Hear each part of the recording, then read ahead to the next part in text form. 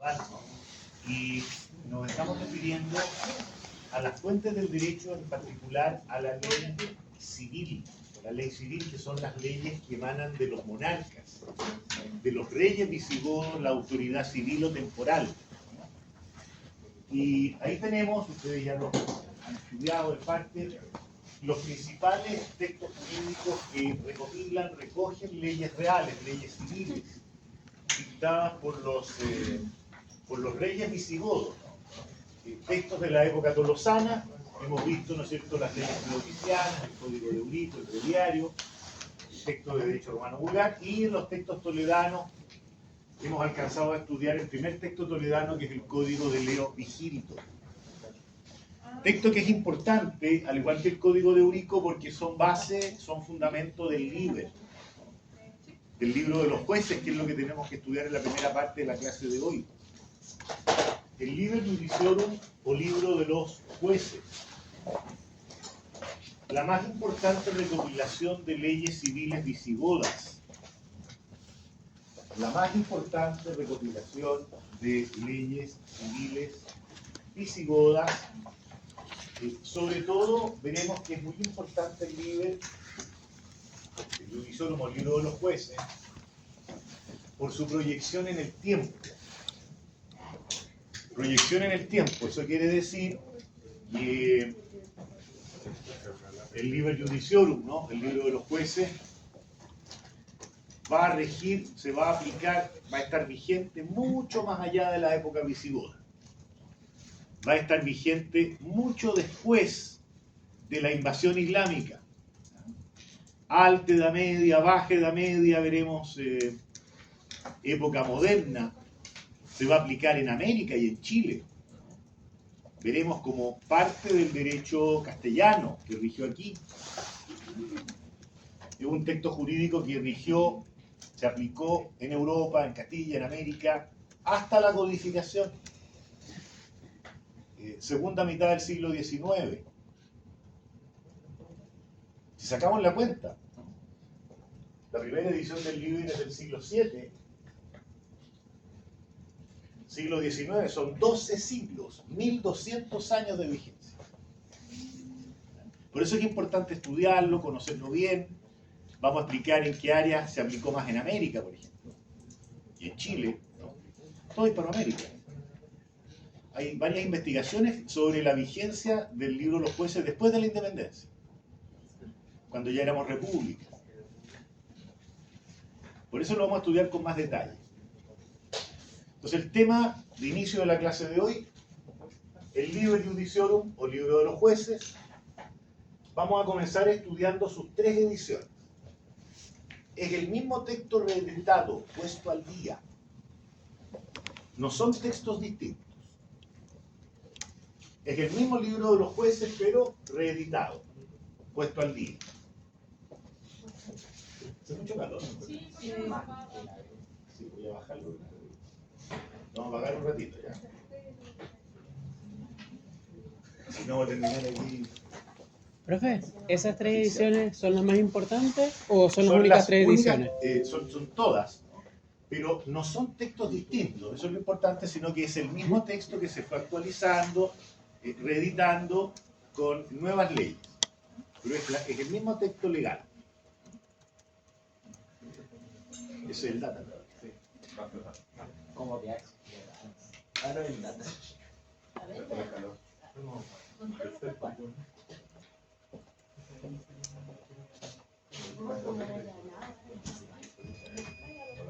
Por si acaso.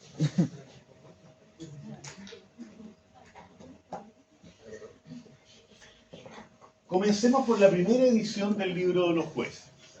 La edición de Recesvinto. Ahí está. Recesvinto. Año 654. Edición del rey Recesvinto, 654.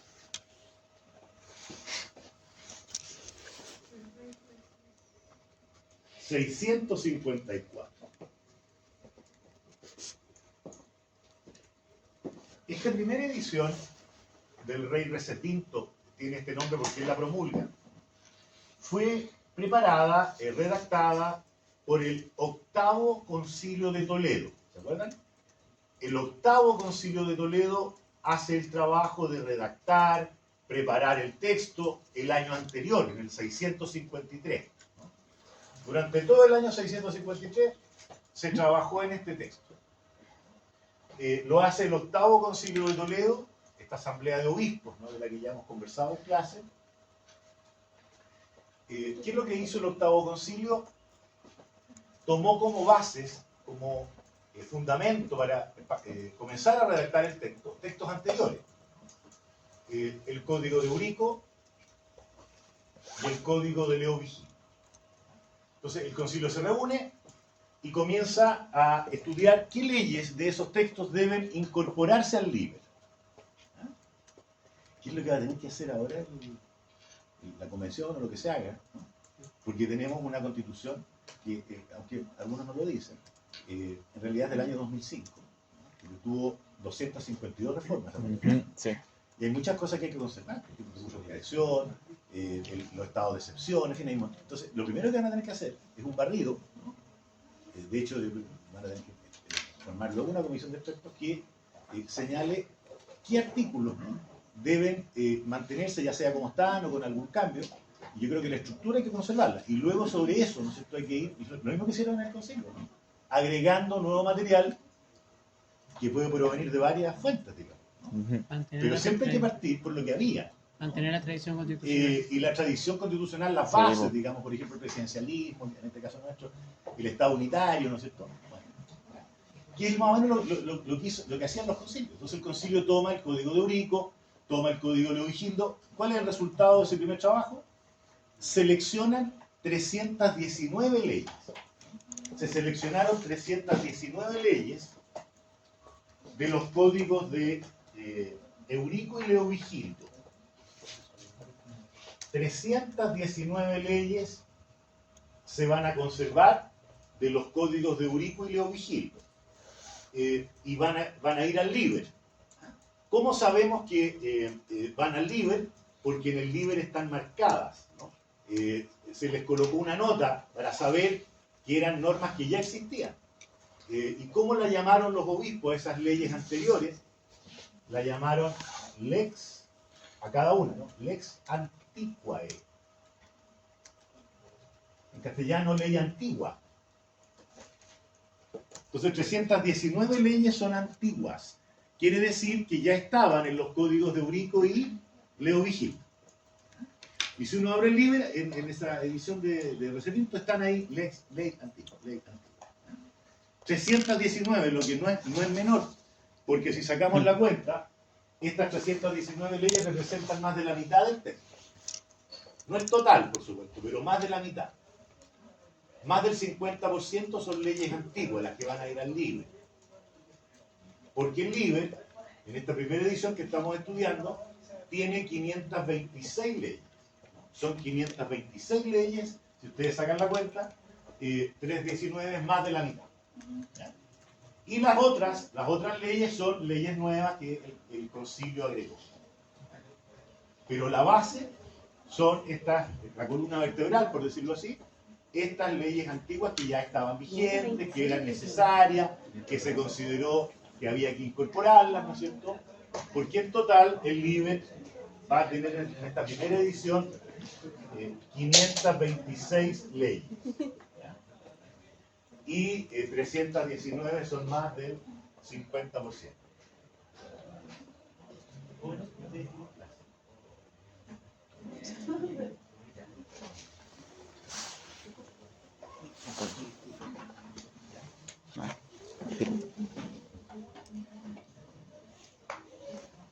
Entonces, ¿qué es lo que hace el concilio? Primero toma estas leyes anteriores y le agrega, por supuesto, nueva legislación, y en total el Liber tiene en esta primera edición 526 leyes.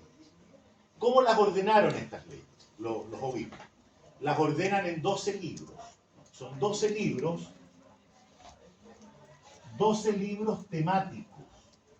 temáticos, o sea, por materias. Por ejemplo, el libro 1. El libro 1 trata de la ley y las fuentes del derecho.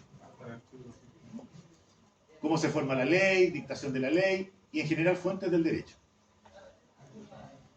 Y más o menos del libro 6 al 12 son normas de derecho penal. Derecho penal, delitos, penas. No les voy a decir más de los 12 libros porque aquí viene una primera tareita. Ustedes, pero es muy fácil. En Merelo, el libro de Italo Merelo, en el capítulo 4, Merelo explica el liber en 2 o 3 páginas, página 100 por ahí, y en media paginita explica el contenido de cada libro. Entonces ustedes tienen que saber de qué trata cada libro. Y ya les dije el libro 1, pero los otros los ven ustedes y mañana lo vamos a revisar en clase. ¿Me podría repetir las páginas? Creo que en la página 100 y 101, por ahí, 102. No sé si alguien tiene el texto a mano por ahí, de Merelo. Muy bien. ¿Quién debía los dulces? Pero no llega. Ah, no ha llegado, ya. En la pera. A ver, léele a tu compañero. A ver, lee al inicio y hasta donde dice son 12 libros. ¿Qué página es para empezar? La 100. Página 100, ahí comienza el libro. ¿Ya? Ya, ¿qué dice ahí, don Italo? A ver. Dice, A ver, más fuerte, que todos lo escuchen. ¿sí? Más fuerte, más fuerte. Es el último gran texto de la fecunda labor legislativa del reino hispano-godo. Fue promulgado por Recesvinto en el año 654, concentrando el proyecto de su padre Chintasvinto. Aunque se trata de una obra profundamente romanizada en su contenido, bien que en menor medida que el Código de Eurico y el Brevario de Alarico. Se le considera como la expresión más representativa del derecho visigodo. La materia del liber Judicio. está distribuida en 12 libros. Ya déjelo hasta ahí. Ahí está. Pero que diga la tarea. Ya, página 100, 101. Ahí está. Son 3. Sí, son 3 paginitas, pero la tarea es menos. Entonces, 12 libros temáticos, ¿no? Esta es la estructura que le da el Concilio VIII al Liber. Y al año siguiente, Recesvinto lo promulga, le da vigencia oficial. Lo confirma, ¿se acuerdan? Tiene que ratificarlo o confirmar. Ahora, hubo una segunda edición del Liber, una segunda edición, que es la edición del rey Hervigio, ¿no? Hervigio, año 681.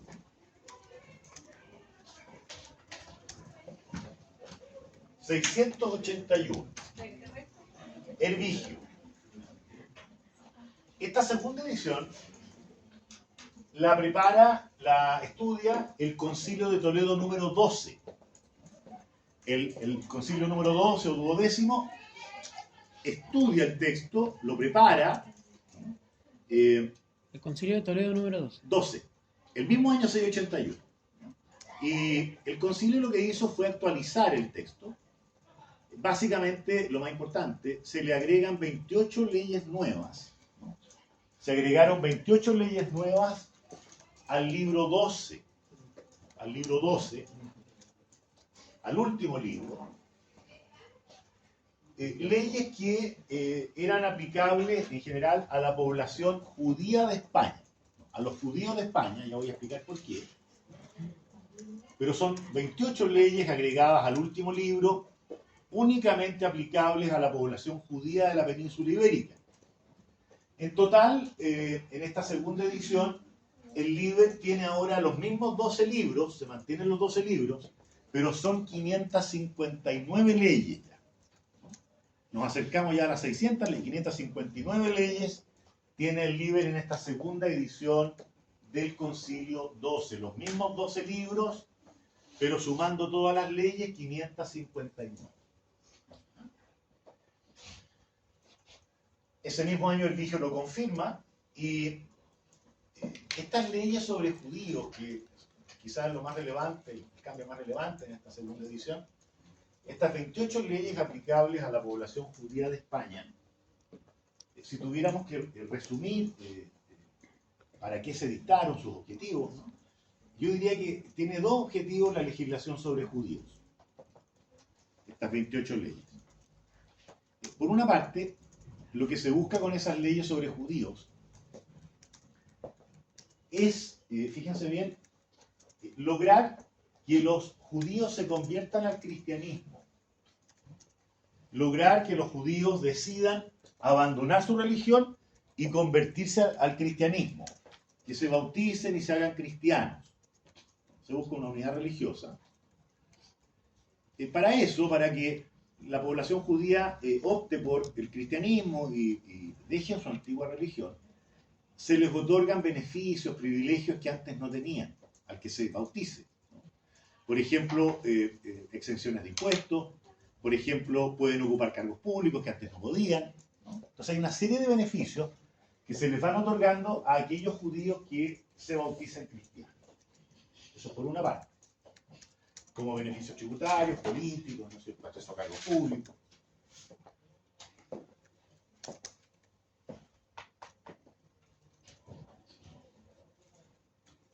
Soy muy rápido, me dicen, ¿no? ¿Está bien? Todo bien. De repente las manitas. No dice quejen. ¿Estamos bien? Y el otro objetivo, el segundo objetivo de estas leyes sobre judíos,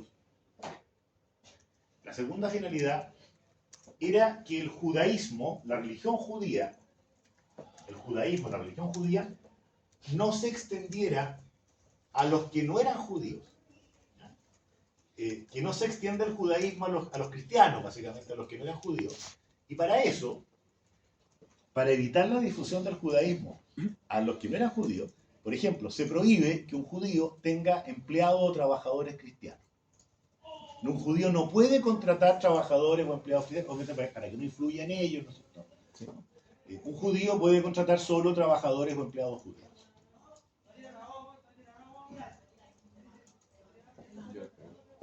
Esos son desordenados, pero no son de derecho. Se nota.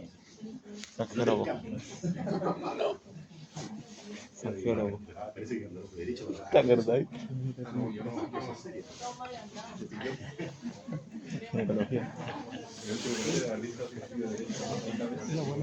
Porque allá en la facultad se vuelve también. Hace tiempo no pasa. Otra materia. Bueno, cuando termina el semestre, o a veces cuando hay una la otra semana hay clase normal. Sí, Ya. el 24. Cuando empieza un feriado de una semana, hacen como una fiesta y ahí en el patio se portan bien, pero dejan. Aquí invitan. Profe. Trabajadores al día siguiente tienen que andar ahí. Profe, Con un camión saliendo de la cultura. ya haciendo una pregunta sobre... Así. Yo no voy a hacer Ojalá. No, ahora había un problema ya. Un problema porque se metía gente que no era de la facultad entonces ahora el acuerdo con el decano fue que pueden hacer, hay un horario, ¿no es cierto? Y ellos mismos, en las dos puertas, está el centro de alumnos y les pide la credencial a cada uno para entrar. Y dicen, no entro, porque si no era un problema. Además que se mete gente que uno no conoce, pueden haber robos, usted no lo sabe, el barrio es bien complicado. Entonces, chocado ya, ¿no? Entonces, ese es un acuerdo que hubo con los niños. Profe, Pero son maderos. ¿y el 15 va a haber clase? El 15 de septiembre. Mira, voy a preguntar en el recreo porque yo no, para empezar, ustedes me confirman que la otra semana es normal, o sea, el jueves hay clase, el viernes no porque es feriado. ¿Ya? Tú dices el 15. Bueno, el 15. Perdón, el 15, ¿y por qué no?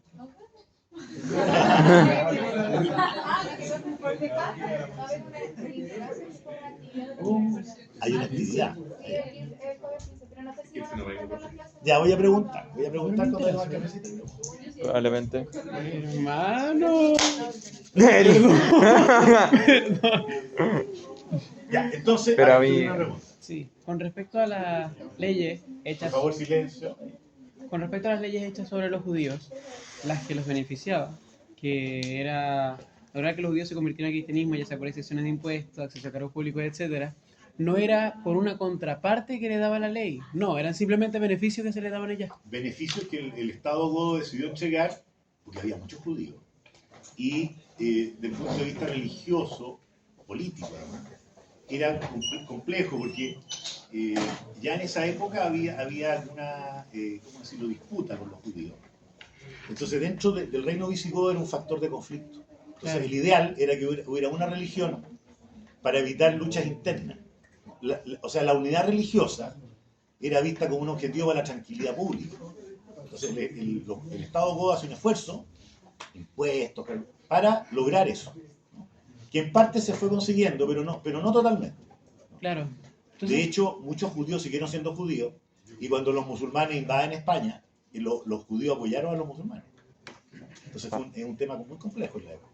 entonces, a lo que me refería, que también es parte de eso, el Estado proporcionaba beneficios sin reciprocidad hacia los judíos. Bueno, la o sea, reciprocidad es lograr la conversión. por supuesto, Ese pero es solo eso. Es un bien grande de lo político. Entonces era como un esfuerzo enorme que hacía el Estado, tanto monetario Sí. como de espacio, Para la unidad religiosa, para la unidad religiosa. que era vista como un objetivo para la paz social. Claro. Profe, ¿los cristianos podían contratar a personas judías?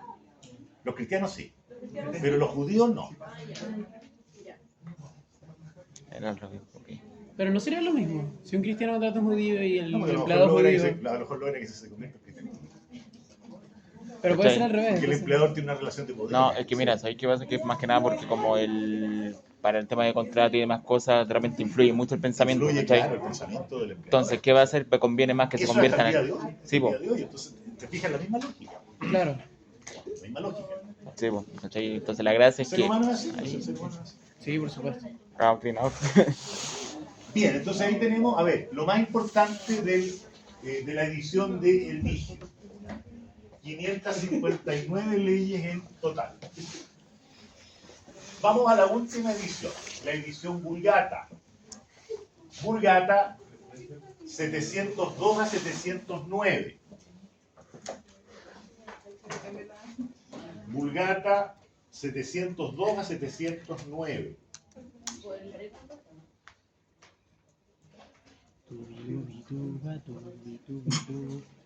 ¿Qué te da risa? Ahora. Ah, ya, sí me gusta. Ay, qué bueno. Pero... Está bueno. El mosquito ríe. Australia no va a ser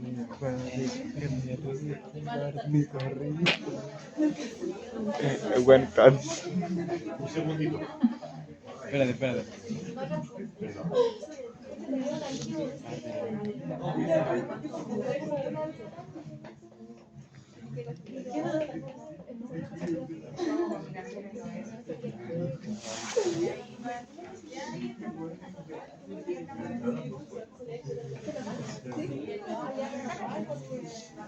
Acuérdense de poner esto en El silencio. buen político de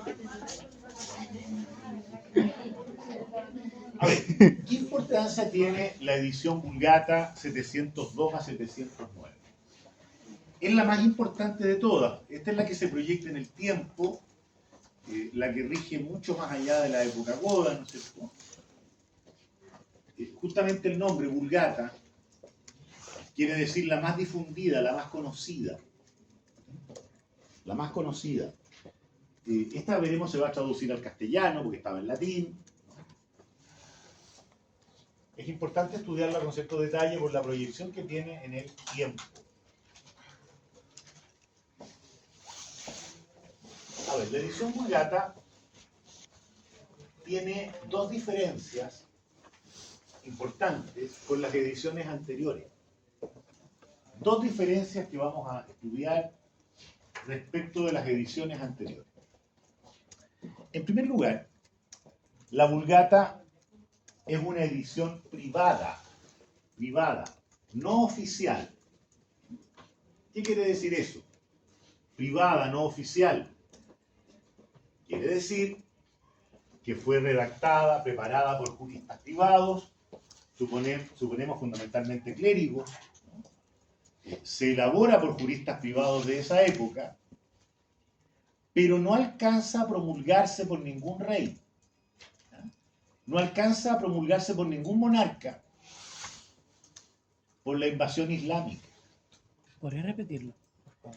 Es una edición privada, no oficial. La redactan juristas privados, pero ningún rey la promulga en ese momento. Creemos por la invasión islámica. Fíjense la fecha. 709, falta un año y medio para la invasión musulmana. Entonces, lo que dicen los historiadores es que el texto quedó redactado, pero no se alcanza a promulgar por ningún monarca porque estaban en una guerra, ¿no? Preocupados de defenderse, de salvar la vida, digamos, ¿no? Y entonces no iban a estar haciendo ceremonias de promulgación ni nada que se le parezca. Entonces el texto queda redactado, terminado, pero no se promulga, por eso no tiene nombre de rey.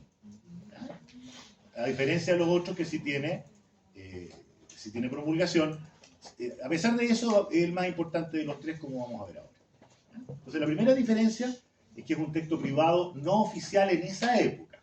Se va a promulgar después. Ya veremos cómo y cómo eligió. Esa es la primera diferencia.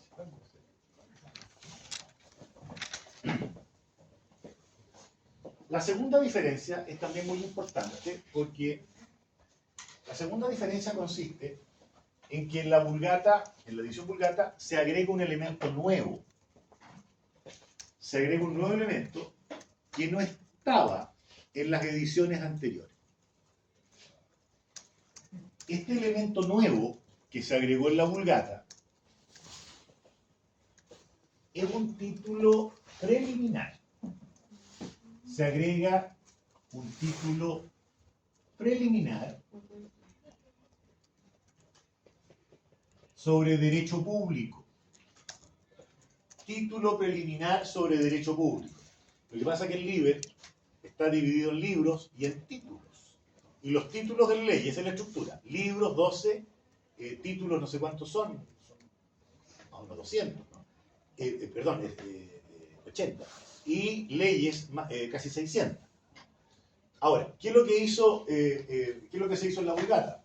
Se le agrega un título preliminar porque va antes del libro 1. Está fuera del libro. Se antepone al libro 1. Un título completo, preliminar, sobre derecho político, derecho público. Son 19 leyes las que forman este título. Todas de derecho político. De derecho público. 19 en total. 19 leyes de derecho público forman este título preliminar que va antes del libro 1. Entonces es muy fácil saber, si uno compara las ediciones, cuál es la Vulgata, porque solo en la Vulgata, cuando se abre la primera página, está el título preliminar, en las otras no. ¿Y de qué trata el título preliminar? Derecho público. 19 leyes en total. Esas 19 leyes se redactaron, están basadas en la doctrina de Isidoro de Sevilla, ¿se acuerdan? La doctrina del gran jurista Isidoro de Sevilla sobre el poder político, límites al poder, elección real. Entonces todo lo que había escrito Isidoro de Sevilla sobre derecho público se utilizó para redactar estas 19 leyes. ¿Qué es lo que ahora, qué es lo que tiene que hacer, por ejemplo, una convención constituyente, un órgano constituyente, por ejemplo, cuando elaboren las normas sobre pueblos indígenas, van a tener que tener como base textos que han escrito y hemos escrito personas que estudiamos el derecho indígena. Y claramente ahí lo que hay que hacer, ¿no?, es reconocer los pueblos indígenas, pero bajo el concepto de multiculturalidad, no de plurinacionalidad, que es distinto.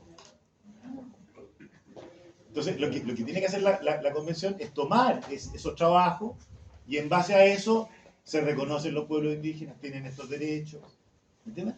Es lo que hizo, lo que se hizo en la Vulgata. Entonces se tomó, era un libro de Isidoro de Sevilla que se llamaba Tratado de las Sentencias. El Tratado de las Sentencias es un libro de Isidoro de Sevilla sobre derecho público político. Entonces tomaron ese texto y de ese texto elaboraron estas 19 leyes que forman el título preliminar. Tratado de las Sentencias era el texto que había escrito Isidoro sobre derecho público. Es una doctrina. O sea, la doctrina se transforma en ley.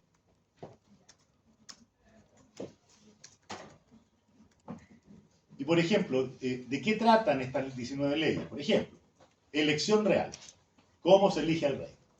¿Quiénes pueden votar? ¿Quiénes pueden ser candidatos? Toda la elección real. El sistema de elección real. Está en la ley.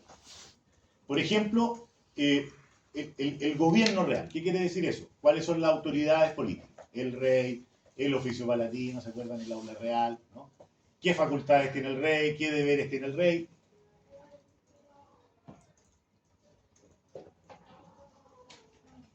Por ejemplo, también se incluyen acá, en estas 19 leyes, los derechos de los súbditos, las garantías, pero también sus deberes.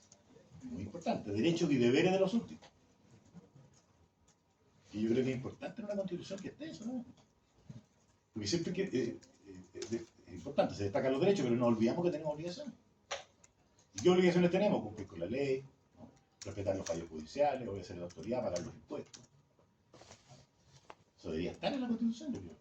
Ninguno se lo olvida. Se tienen derechos cuando se cumplen deberes, ¿no? Es igual que en la vida, sí. Ustedes estudian, ¿no es cierto? Se esfuerzan, aprenden, obtienen buenas notas, egresan y luego tienen su título de abogado y pueden ejercer. Y así la cosa, ¿no? Los equipos de fútbol, ¿cuándo ganan? Cuando entrenan, se preocupan, ¿no es cierto? No, mejor no hablar de fútbol. Ahí estoy enojado. El fútbol. Todo menos la U. Caso.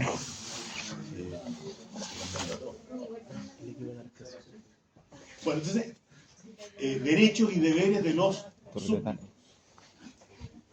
O sea, derecho público. Ahora, fíjense en esto. ¿Por qué se colocan estas materias al inicio del libro? ¿Por qué aparecen al comienzo? Título preliminar. Esta es una técnica legislativa.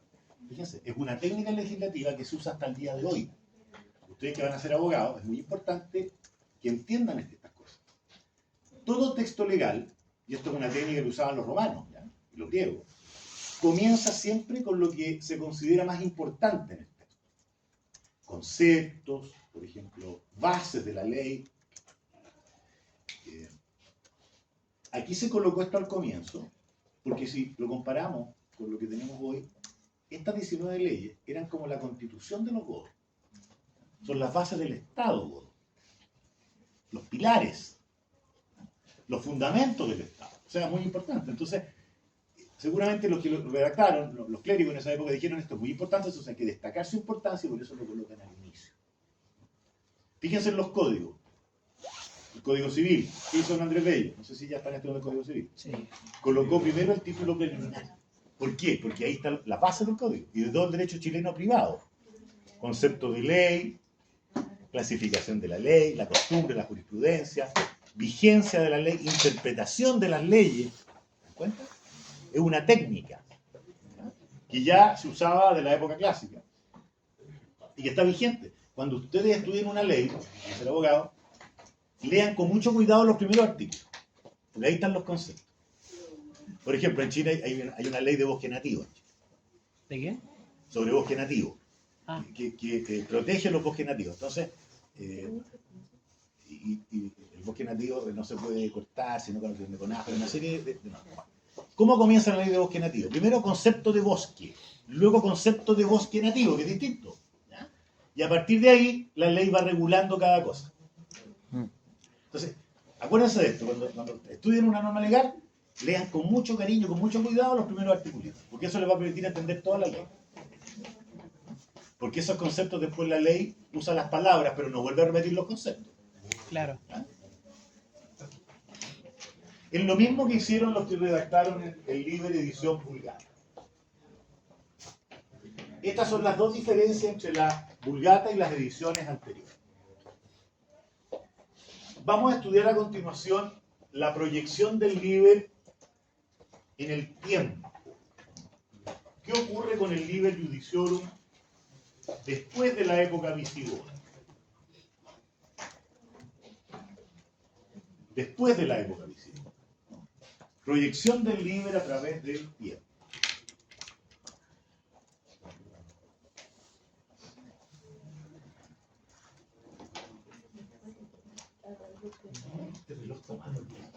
Sí. Está a 1 hora adelantada. Faltan 7 minutos para las 10, ¿no? Ya. Ya vamos a hacer una pausa. ¿Para las 10? Sí, pero falta. No, perdón. 6 ahora.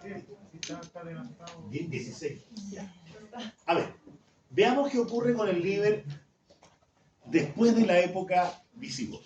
O sea, Alta Edad Media, anotamos el ordenadito, Alta Edad Media primero. La Alta Edad Media, veremos siglos 8 al 13.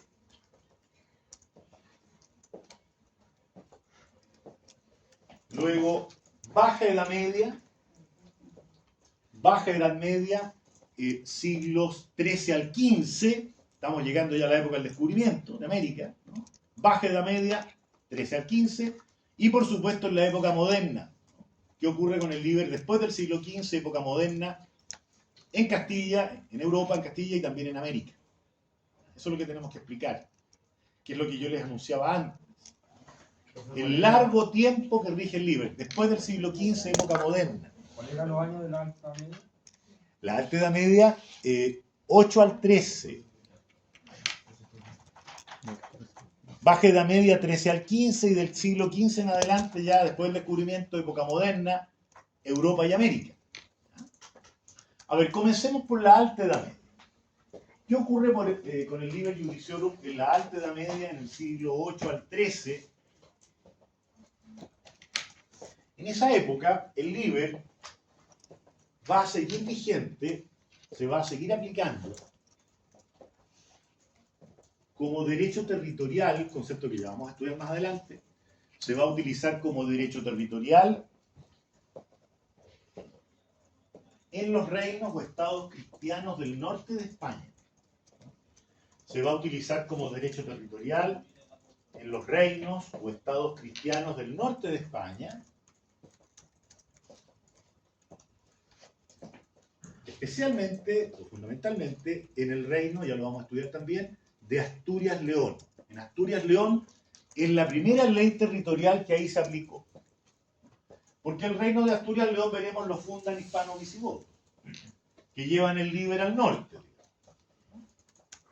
En el reino de... Asturias-León, el reino de Asturias-León, que fue fundado justamente por hispano-visigodos que se refugiaron en el norte. Los primeros reyes de Asturias son todos nobles hispanogodos, ¿no? Entonces esta gente lleva al norte sus instituciones, sus leyes, ¿no? Lo que entonces no es raro que hayan utilizado como primera ley territorial para toda Asturias-León el libro de los jueces, o Liber Judiciorum. Eso es en la Alta Edad Media, ¿no? Siglos 8 al 13.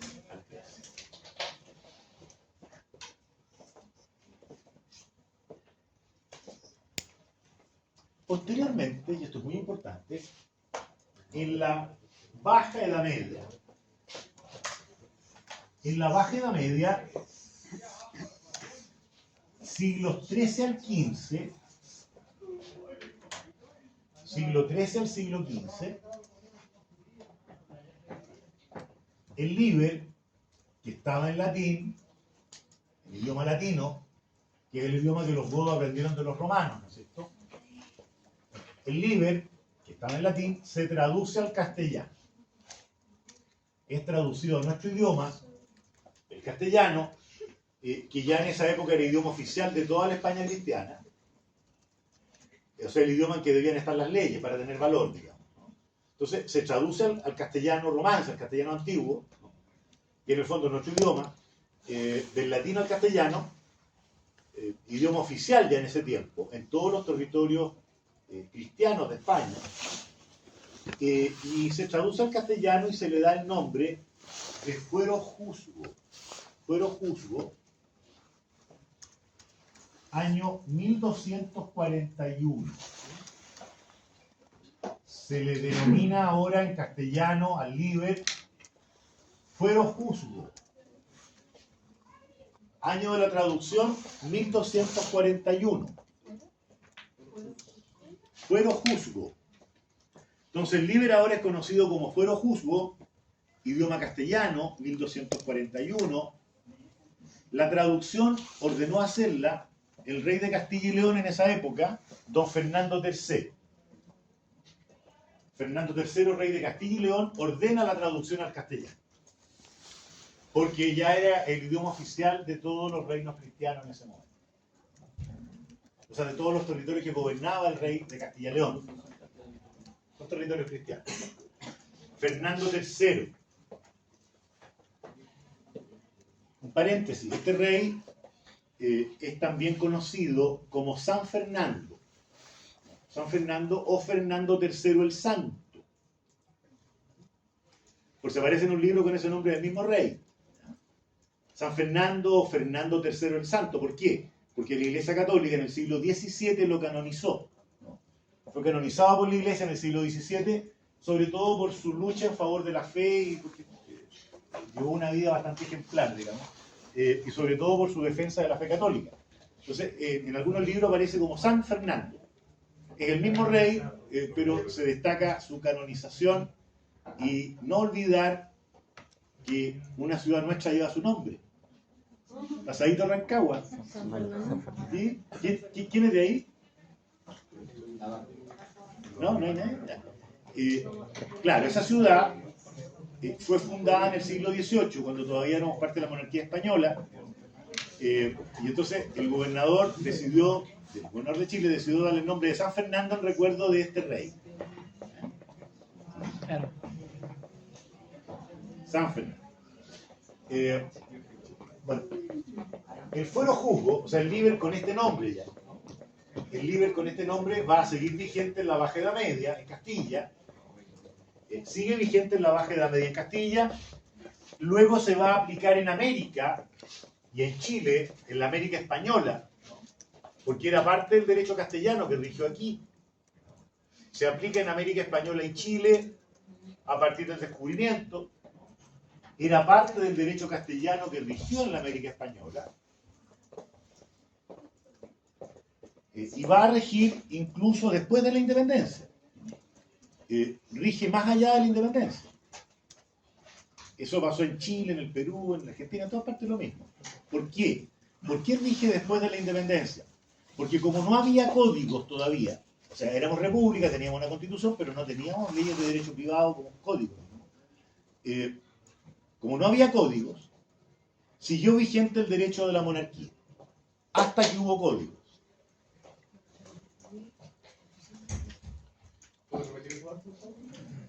Claro, el fuero juzgo rige en toda América española, mucho después de las independencias de Hispanoamérica, hasta que hubo códigos que reemplazaron al derecho monárquico. Mientras no hubo códigos, obviamente regía el derecho monárquico porque no había otro. Por ejemplo, en Chile, y en otros países pasó lo mismo, el fuero juzgo se usaba mucho, se aplicaba mucho en materia penal, derecho penal, porque era muy completo en lo penal, delitos, penas. ¿Cuándo dejó de regir el fuero juzgo entonces? Cuando se dictó el Código Penal. Fíjense que nuestro Código Penal es de 1874. Hasta esa época rigió el fuero juzgo. 1874. Por eso les decía yo que es importante. Si ustedes sacan la cuenta, 654 son más de 1200 años. Se han hecho investigaciones, trabajos sobre fallos dictados después de la independencia en base al fuero juzgo. Y hay sentencias dictadas muy cerquita del Código Penal donde usan el fuero juzgo. Están las partidas, está el fuero juzgo, me llaman las de las partidas. En Chile existe una investigación importante, que la voy a mostrar acá, publicada en nuestra revista chilena de Historia del Derecho, que es la revista más antigua en Hispanoamérica de Historia del Derecho. Soy secretario. Estamos digitalizando el último número. Y en el número 14 de la revista del año 91, tiempo ya, se publicó un trabajo de un profesor de la Católica y de la Universidad de Los Andes, donde él encontró un fallo de la Corte de Valparaíso confirmado por la Suprema, donde aplica el fuero juzgo 1856 o 57. O sea, todavía no había Código Penal. Se los voy a dar para que, es cortito, son 5 páginas, para que lo lean para la otra semana. A ver. Esta revista no la habíamos usado en clases todavía, ¿no? Ya, ahora les voy a mostrar la página para que la conozcan. Revista Chilena de Historia del Derecho se llama. A ver, un segundo. Colocamos acá entonces Revista chilena, ahí está. Revista chilena de historia del derecho. Anoten cómo se llama la revista. Y aparece el primer vínculo, dice Historia del Derecho Uchile. Ahí. ¿Ya? Hecho por. Ya, vamos a abrir ahí. Ahí está la página. Que nos ha costado mucho hacerla, los ayudantes, algunos jóvenes nos han ayudado en esto. Si ustedes aprietan acá, esto para que sepan, aquí está el último número, está el 25, estamos digitalizando el 26, que es 2020-2021. Números anteriores, ahí están todas las revistas digitalizadas. Me costó mucho hacerlo. Y aquí, hasta el año 1959, parece que está. Claro. Ahí comenzó la revista.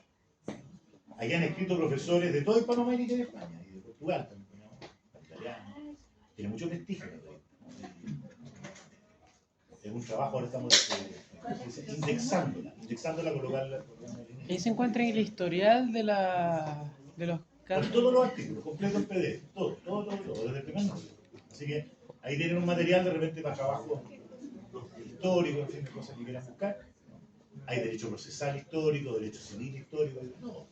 Bueno, pero lo que yo les quería mostrar es el número, me parece que es el 14, aquí está, del año 91, vamos a abrir aquí, 1991, número 14. Ya, entonces está el número 14 y está cada artículo en PDF. Este es el que quería mostrar. Dice, a ver si lo podemos adelantar.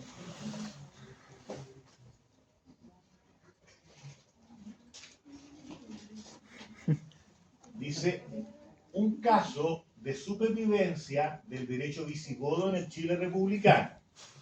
Anoten el título del artículo. Revista Chilena de Historia del Derecho 14, año 1991.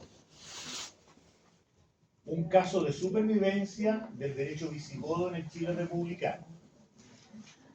El autor es el profesor Enrique Bram García, profesor de la Católica de los Andes, que colabora con nosotros en varias cosas. Aquí deben haber escrito no menos de unos 150 profesores, la mitad chilenos, la mitad extranjeros.